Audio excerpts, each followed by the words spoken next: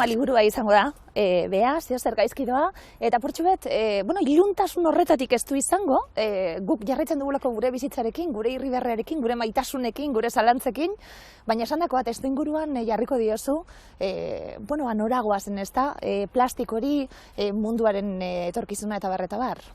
Bai, baita ere, liburuan agertzen diren olerki askotan ikusten da iluntasun hortan edertasuna baita ere, ez? Eta gero gomendatuko dudan liburu batean, Alexandra Svetlana Alexievitzen Txernobil liburuan, ere ikusten da Txernobilen istripua gertatu zenean, loreak asko loratu zirela, ez? Eta paisaia ederra izan zela, eta edertasun hori arraroa zirudien, eta aldi berean pozoituko gaituen edertasuna, ez? Orduan, edertasuna eta iluntasunaren arteko olerkiak direla uste dut hemen aurkitzen ditugunak. Hong-Kong aipatu edazu, filologia txinatarrean eta ekialdeko artearen historian lizentziatua zara.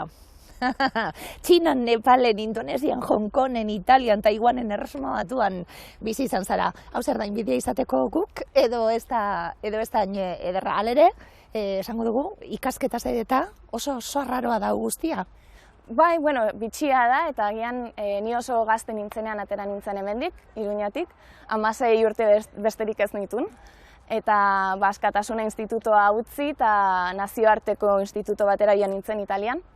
Eta ja hortik zaila egin zitzaidan ona itzultzea, ez? Nire mundua pixka bat ireki egin zen, eta posibilitateak, aukerak, antzeuden ni txoiten, beraz hortik Nepalera joan nintzen, eta gero ekialdeko arte historia ikastea erabaki nuen. Eta hortik leku batetik bestera, pixkat oka jokuan bezala ibili naiz, ez? Hemendik hona, eta hortik ara erabaki gabe horrela gertatu da, eta ez dakit. Orain ikuste dut, zaila izango litzatekela niretzako ona itzultzea. Zen azkenean nire identitatea kanpoan egin dut, eta ona itzultzen naizenean, urtzaroko bea izatera itzultzen naiz, baina ni ez naiz ni sentitzen. Pixkat arraro sentitzen naiz hemen nagoenena. Liburuan egongo da horretatik asko bai. Poesia lantzen zabiltz, liburu bastante dituzu, bea, eta sari asko bai. Bai, niretzako sariak garrantzitsuak izan dira, pixkat horiek horrezegatik, ez? Idazten hasi nintzenean, ez nekin idazten ari nintzena ona zen edo ez, bera sariak baietz esan zidaten, eta hortik pixkat segurtasun gehiago jaso nun, eta alde batetik dirua lortzeko bikainak dira, eta beste batetik argitaratzeko ere aukera eman zidaten. Liburu honek ez du saririk jaso, baina orain momentu honetan niri gustatzen zaidan libururik gutxienena da, osea, ez dakit Pekinokokea edo Metro nire lehenengo liburuak irakurtzen ditudanean sentitzen dut beste pertsona batek idatzi ditudala, ez? Iraganeko bea hori, eta azkenean gu aldatzen garen bakoitzean gure olerkiak ere aldatzen dira. Beraz, eboluzio hori polita da hori bai, ezta? Sentitzie, aurrera. Natura aldatzen den moduan, gu ere aldatzen gara, eta gure olerkiak ere aldatzen dira. Etxean aita idazlea, amak ere poesia idatzita, bere sasoian, aizpa idazlea, eta aizpa ezagutzeko aukera izango dugu. Bai, hori da, ni aizpa gonbidatu dut orain programara, pixkat horrexatik, ez? Liburu hau nire aitari zuzenduta dago, nire aitari eskainita. Nire aita orain dela 32 urte, nire adina zeukan, beraz 32 urte ditut, bera 32 urte zitun, eta oso liburu kutxuena idatzizun, olerki liburuak, aies poko transitadas, eta baita ere, zetorren etorkizunaren beldur zela ikusten da liburu hortan, ez? Orduan, familia kontuak direla eta aizpa gonbidatu dut, aizpa ere idazlea da, iaz jentek herrie liburua argitaratu zuen, eta berak ere sari pilo bat jaso ditu, beraz gurekin egongo da. Aita beti dago pozik. Ez dut ulertzen. Nola da posible? Beti zoriontsu. Be argitaratu duzun 5. liburua da. Zer gaizki doa. Bai, hala da. Azken liburu honetan, azken 5 urte honetan idatzitako liburua da. Beraz, 5. liburua, baina momentu honetan nirea sentitzen dudan liburua, ez? Berriena. Zeo zer gaizki doa, esan dugu, titulutik abiatuta, apurtxu bat ingurura begiratuta badaukalako liburuak asko horretatik, mundu zabaletik, ezta? Zure biografia kontutan izan da bai ez tarritzekoa, baina liburu oso argia da, liburu oso baikorra da bai, tituluak beste zeo zer iradokitzen duen arren. Bai, iruditzen zait liburu, kontradikzioz beteta dagoen liburua dela, argiz eta iluntasunez, baina baita ere gure bizimodu ero honen kontradikzioak erakusten dituena, ez? Eta ni Hong Kongen idazten hasi nintzen, baina liburu hau Indonesiatik pasa da eta gero Londresera etorri zen nirekin. 3 herrialde horietan idatzi nituen olerkiak, bildumaren olerkiak, eta nire ustez kolore horiek dauzka, ez? Tropikoko koloreak, Hong Kong eta Indonesiako koloreak, baita Londreseko iluntasunak eta itzalak, konfinamenduko itzalak baita ere. Beraz, bai, argitzalak eta kontradikzioak, etortzen den etorkizunari buruzko beldurrak, baina baita ere nire bizimodu azkarrari buruzko olerkiak eta pentsamenduak, ideiak, eta azken batean edertasuna.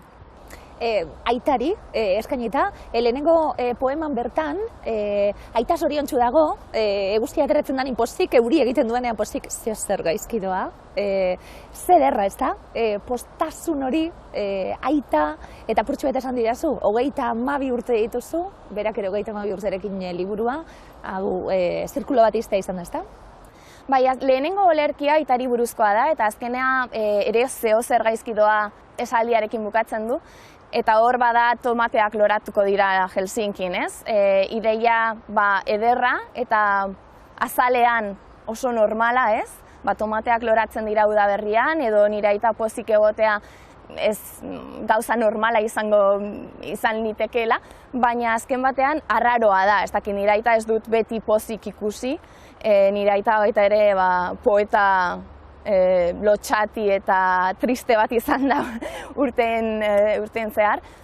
Eta ezakit, edertasun eta alaitasun hura ere arraroa iruditzen zait. Eta hori da nire ustez ikusten dugun etorkizuna, ez? Alde batetik oso ona edo oso argia, ezakit, inteligentzia artifiziala eta garapen teknologiko guztiak kontutan hartuta, baina beste aldetik beldurtzen gauen zerbait dago argi horretan, edo edertasun horretan.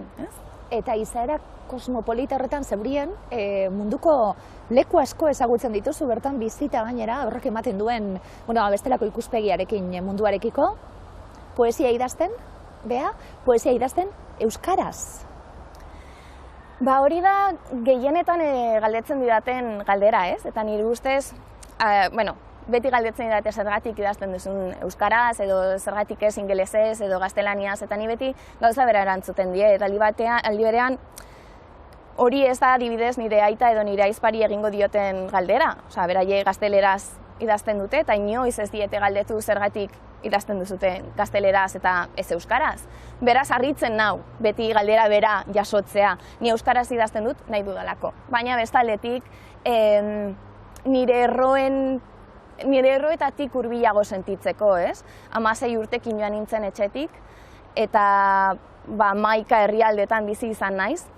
Eta azkenean ikuste dut euskara edo hizkuntza eta literatura nire etxea bilakatu direla. Naiz eta Txinan edo Indonesian egon, euskaraz idazten nagoenean edo euskaraz idazten dudanean etxean sentitzen dut, ez? Erro horiek sentitzen ditut. Beti esaten dut etxean non dagoen jakin baduzu, edonora joan zaitezkela, ez? Ankla bat modukoa dela, beraz, itsasontzia edonora bidaiatu dezake, nora itzuli dezaken jakiten badu. Eta horrela sentitzen dut hizkuntza. Azkenean, euskaraz idazteko hura nire ardura poetiko eta politikoa izan zen, euskara ez ahazteko eta gutxienez nire baitarekin hitz egiteko, naiz eta Hong Kongen edo Londresen bizi, eta bai, hizkuntza etxea bilakatu dut. Eta barnekezka horiek poema moduan kaleratu? Bai, azkenean zergaitik poesia beste galdera bat? Bai, nik uste dut bizimodu azkarraren gatik, ez? Beste lanpostu bat dakat, ni ez naiz idazle denbora osoan, Beraz, sentitzen dudana modu poetikoan irudiekatzeko beharra dakat. Euskara oso hizkuntza poetikoa iruditzen zait, eta nire hizkuntza intimoa baita ere. Beraz, poesia ateratzen zait, eta poesia idazteko edonon idatzi dezaket, metroan nagoela edo ibai ertzean paseo bat ematen dudan bitartean, bi lerro idatzi dezaket, gero etxera itzuli eta poema pixka bat eraldatu, eta pixkanak alaldu. Hori eleberri batekin ezin da egin, eta ni ez dakat denbora, ez da ahalmenik uste dut, eleberririk edo ipuinik idazteko. Beraz, ezakit poesia aurkitu dut nire modalitatea edo forma, eta eroso sentitzen naiz forma honetan. Gomendatu nahi nuken liburua Arte Spiegelmanek idatzitako Mausa. Ez da zuzenean liburu bat komiki bat baizik, zurita baltzean marrastutako komikia, non Arte Spiegelmanek kontatzen digun bere aitak konzentrazio kanpoetan pasatutako biurak esan beharko. Eta, liburu hau 1981an uste dut argitaratu zela lehenengoz, eta Pulitzer saria irabazi zuen lehen komikia da. Orain, Astiberrik argitaratu du euskeraz, azaroaren, 22ko azaroan gutxi gara bera. Historia ikasteko eta bai entretenigarri modura guztiz komentatzen dudan liburu beta. Eta lehen komentatu dugu, kaleratutako 5 liburu horietan ikusten dela evoluzio bat, zau ere bazuez heltzen eta nagusiago egiten, bestelako kezka batzuk lehen esan dituenari gehituta, edo pisuak enduta, edo nola zaude momentu honetan? Bai, ni Pekinen nengoela hasi nintzen poesia idazten, eta orduan ekialde urruneko poesia ikasten ari nintzen. Beraz, Pekineko kea zen liburu horretan, ekialde urruneko funtsa edo zerbait ideiak ere ikusten ziren, ez? Formaldetik, bai... Giro hori, ez da? Bai. Baina gero aldatuz joan naiz, ez? Natura eta pertsonak aldatzen diren bitartean, ere nire literatura aldatu dela sentitu dut.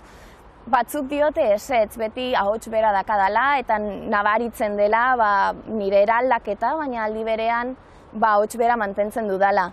Ni guztiz kontrakoa sentitzen dut. Metro liburua irakurtzen dudanean oso urrun sentitzen ditut olerki horiek. Liburu hau irakurtzen dudanean oso gertu sentitzen ditut, ez? Ez bakarrik denboran, baizik eta nik orain sentitzen dudanarekin. Eta beti, hasiera batean, nire poesiak oso xumeak ziren, oso motzak, oso agian kriptikoak, eta gero eta poesia luzeagoak egiten ditut, baina simpleagoak, egunerokortasunean errotuak baita ere. Eta agian hori da, 5 liburuek daukatena, ez, egunkortasuna. Egunerokotasun hori, ze txikia eta ze handia gure bizitza horretan, ez da? Kapazak gara mai bat batzen dunien ikusteko erori diren papurrak eta utzi den maitasuna, une oro, momentu horretan gertatzen direlako gauza txiki eta handiak bai? Bai, gehienetan esaten dugu poesia ulertzeko zaila dela, eta adibidez nire bikoteak ez du poesiarik irakurtzen, eta esaten dit ez dakila nola irakurri, ez? Eta beti ikusten da poesia gauza grandioso bat izango litzakeen bezala. Eta nire ustez ez da horrela. Nik uste dut gauza edo estena txiki batekin munduko sentimendu eta gauza guztiak azaldu ditzazkezula. Eta nik uste dut hori dela poesiaren funtsa, ez? Desizostearen buruz hitz egin behar behin badugu, edo temperatura aldaketari buruz hitz egin nahi baldin badugu, ahal dugula baita ere egunero gertatzen zaizkigun gauzei buruz hitz egin eta metafora horiek sortu, ez? Eta agian metafora horiekin jendeak hurbilago sentituko ditu poesiak, eta bere euren buruak ere bertan islatuta ikusiko ditu. Eta hori da ni nahi dudana, ez? Nire helburu nagusia nik uste dut norbait irakurtzerakoan bere munduan ere sartzia. eta bere buruari ere hitz egitea. Esan dugu, azkenien munduaren amaier hori, munduaren handitasun hori markoa jarriko dio idei horrek guztiak poemei, askatasuna, esate baterako. Ze kontzeptu handia, ezta?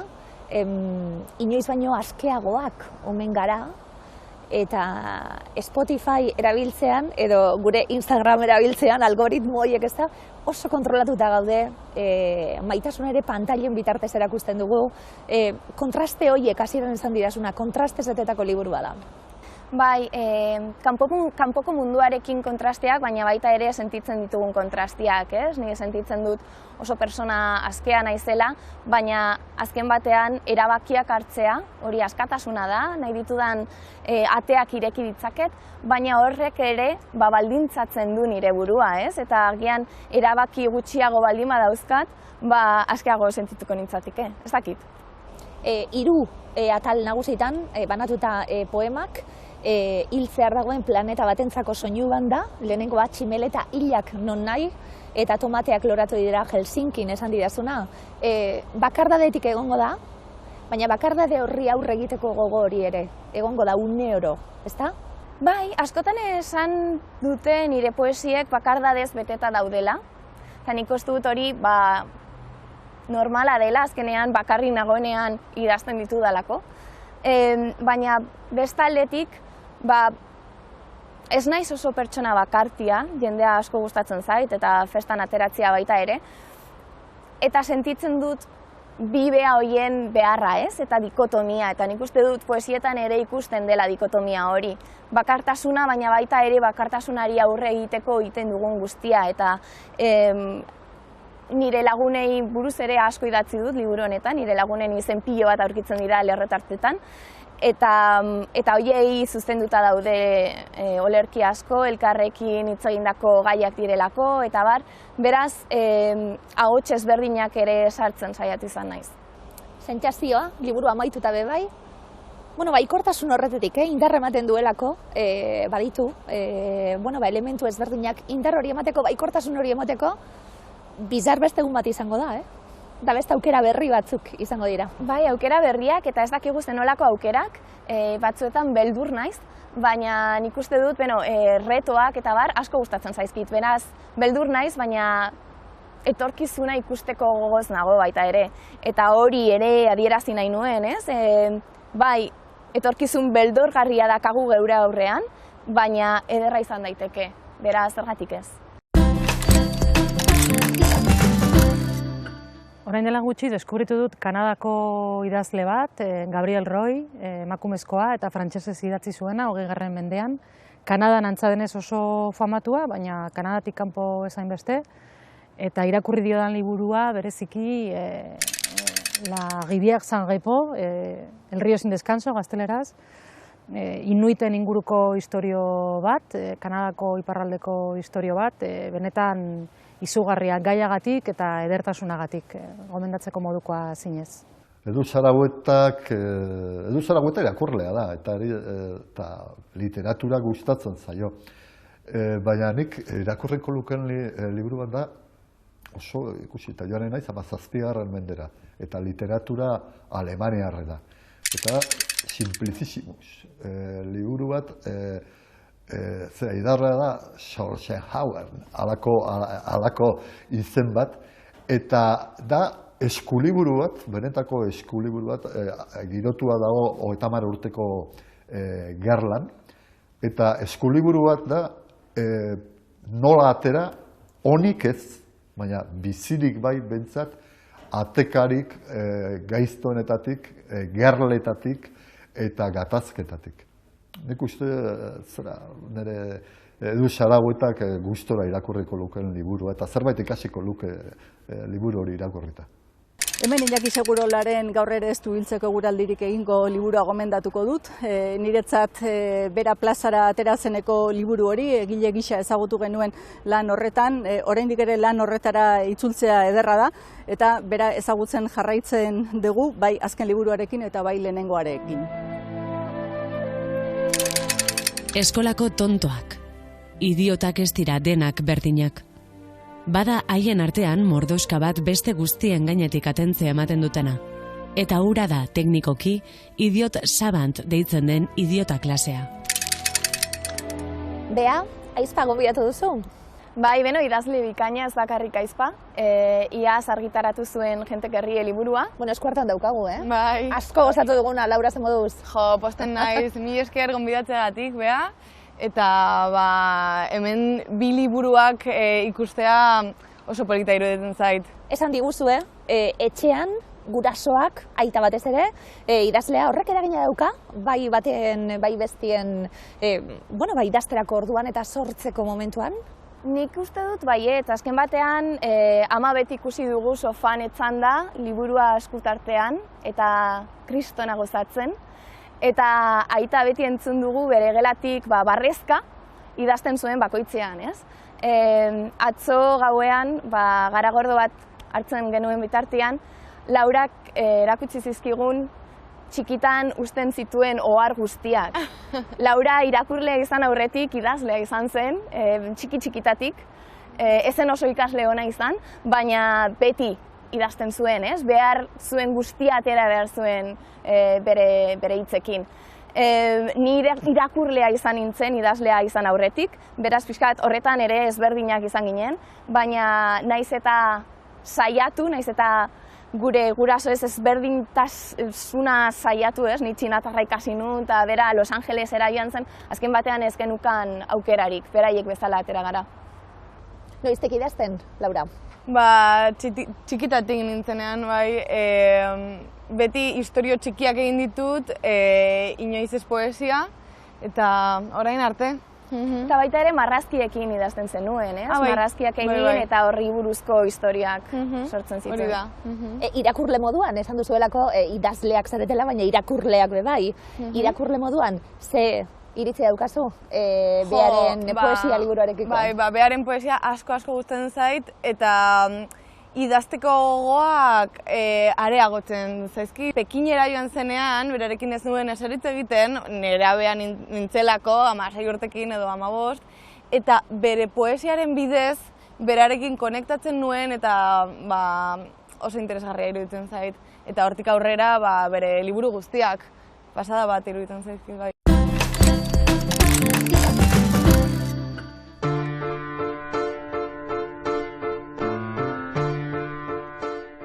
Bea eta Sergio Anaiarrebak sortutako proiektu bat da, gune kultural hau, eta pandemia ostean zeuden pentsatzen zer sortu aldugu, zer egin aldugu, eta horaientzat bion artean badaukate lotura handi bat liburuekin, maitasun handi bat kulturarekin, eta esan zuten, ez? Zergatik ez sortu liburu denda bat, ez? Eta forma ematen hasi zioten proiektuari, eta hemen gaude, gaur egun.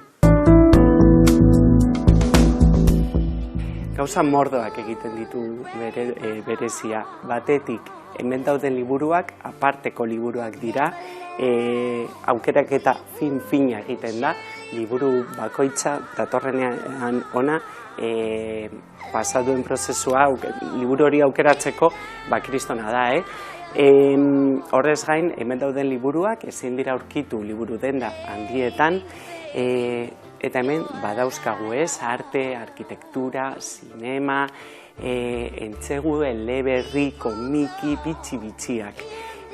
Horrez gain, baita ere, arreta eta begirada handia jartzen dute, bai Sergio eta Beak, liburuak aukeratzerakoan, genero gaietan, anistasun afektibo-sexuala gaietan, eta baita ere arrazismoaren gaietan. Eta horrez gain, lehentasun bat da, baita ere, tokiko artistei babesa ematea. Horrezagatik, hemen dauzkagu, bertoko diren hainbat artisten ilustrazioak, eta baita ere, hainbat diseinatzaileen alkandorak, poltsak, jertzeiak, eta baita ere, eta uste dut hau ezaugarri garrantzitsu bat dela, hemen Lailuzan helburu bat da espazio hau gune kultural bat izatea, auzoari irekita gainera. Eta horrezegatik astero tailerrak egiten dira, taileran hitzak, eta bertan jorratzen dira hainbat gai, ez? Egiten dira irakurketak, eskulanak, sormena lantzen da baita ere, auzokideekin, eta hori guztia, ingrediente guzti horiek egiten dute leku hau oso berezi izatea. Nondik dator leiluza izena, ez? Hausnarketa hori. Norbaiti esaten diogunean iluso bat dela edo ilusa bat dela, ez? Zerbait negatiboa adierazten ari gara, ez? Modu batean edo bestean. Baina egia esan da, bai kultura, bai sormena, bai artea, ilusioz beteta dago. Eta artistak diren ilusaz eta ilusoz beteta baita ere. Horrezegatik aukeratu zen izen hori. Eta baita ere, esan beharra dago, erronka bat dela gaur egun, liburu denda bat, ez? Martxan jartzea. Horrezegatik baita ere, La Ilusa izena oso proposa zela antzeman zen. Beno, askotan badirudi iluna dela, ez? Konparatu aldugu agian, ez? Zinemaretoen etorkizunarekin edo askok diote eredu berriak, formato berriak, sare sozialak, teknologia berriak direla eta ez direla, ez? Agian liburuak desagertu daitezkela. Baina jakin badakigu, jendea idazteko beharra dauka, jendea irakurtzeko beharra dauka. Eta gure diagnosia da, liburuak osasuntsu daudela, eta gurekin egongo direla urte askotarako.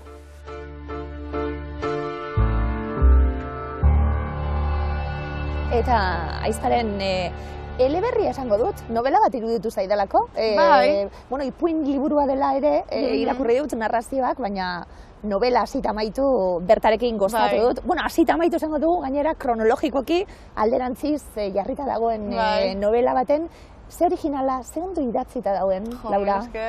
Eta ze historio ederra den. Ze iritzi, Lauraren liburuari buruz? Lehenengo eleberria izateko, kristona iruditu zitzaidan. Ni ipuin batzuk irakurriak neuzkan, baina gero Kubara bidaian irakurri nuen, hegazkinean, eta barre algarak bota nituen, baina baita ere negar egin, ze estena asko familian sentitzen nituen, ez? Osea, banekien nortaz hitz egiten ari zen, eta oso hurbil sentitzen nuen, eta oso harro, noski, nire aizpaz oso harro.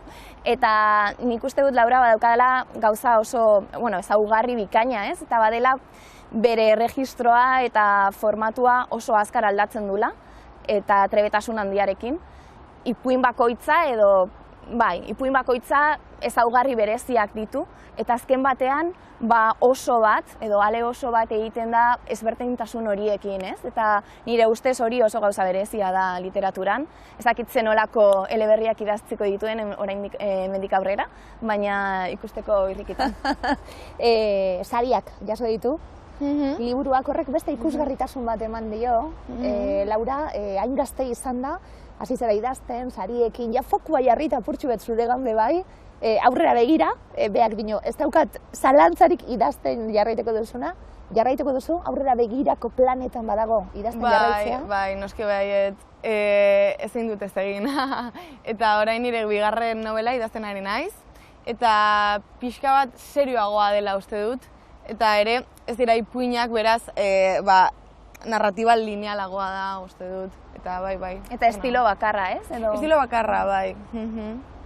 Nola hartu duzu fokua? Zeuregan jartzea eta purtsu bete zure izena ezagun egiten hastean? Oso pozik, ez nuen espero, sorpresa bat izan zen, eta pozik, pixka bat urduri hasieran, uste duzu nola idatziko dut mendik aurrera, baina orain ja oso lasai eta pozik. Bata Londresen, bestea Madrilen, topalekoa izaten da Iruña? Edo Madrila, bai. Oraintzen naiz, ni Londresen nengoenean eta Laura Kalifornian, Tua Londres eta Joa Kalifornia pelikula zirudien, eta beti ilargira begiratzen genuen, ez, gauean, eta ilargi berdina ikusten genuen. Beraz, ni etxetik joan nintzenean Laura bakarrik 11 urte zituen, haur txiki bat zen, eta ez ginen oso gertu. Gero eta gertuago bilakatu gara, eta azken batean bera Londresera etortzen da, ni Madrilera joaten naiz, eta bidaian ere beste leku batzuetan topatzen dugu elkar. Etxea zein da, Laura? Orain Madridera esango nuke, baina Iruña ere etxea da, bi etxe daukagu. Ibai ertzea, beti, mugimenduan. Esango nizuke segun, ipuina igual gazteagoa geanean edo motzagoak dira eta igual erresago irakurtzeko eta helduagoa geanean nik nahiago novela. Eleberria. Asko zegin. Denda.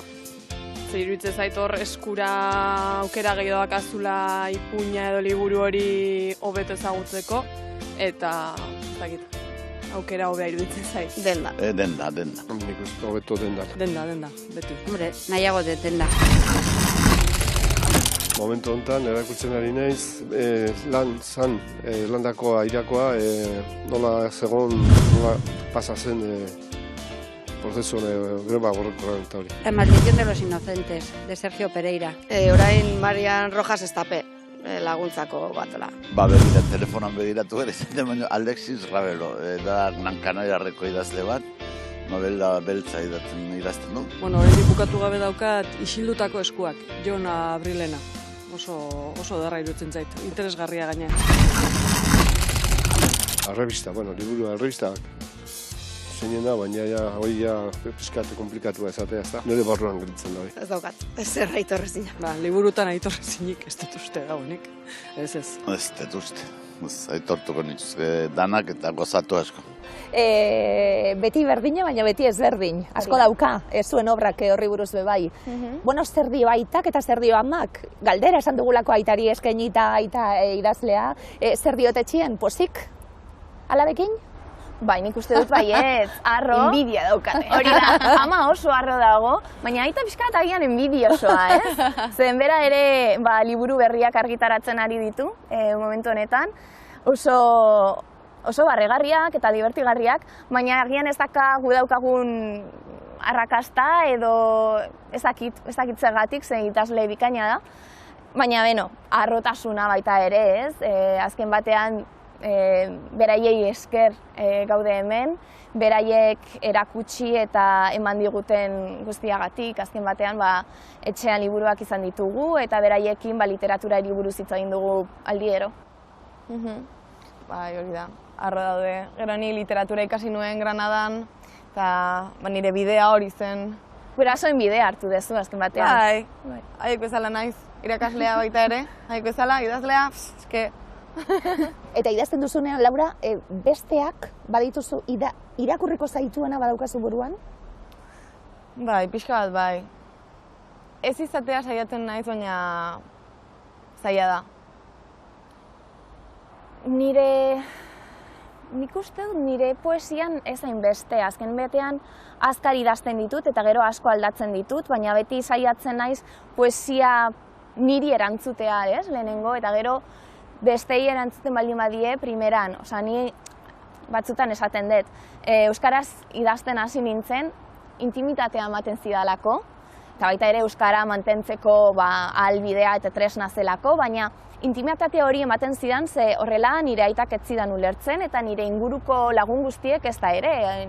Pekinen nengoen nire lagunak ingelesak eta italianoak ziren, beraz, guztiz biluzten nintzen idazten nuen bakoitzean, ez? Eta ez neukan irakurlea nire buruan, niretzako idazten nuen, eta gero argitaratu nuen, eta esan nuen, orain, gutxienez euskaldunek, ni biluzik ikusten naute, ez? Nire barrukoa biluzik ikusten dute. Eta gero itzuli zen momentuan, eta beste irakurle batzuei iritsi zenean, hasiera batean ere beldur nintzen, esan nuen, ni hasieran niretzako idazten nuen, ez? Eta bakarrik niretzako, eta orain guztiok irakurtzen ari dira, ni nire mutil lagun ohiari buruz idazten ari nintzen hori, ez? Eta orduan, ez dakit.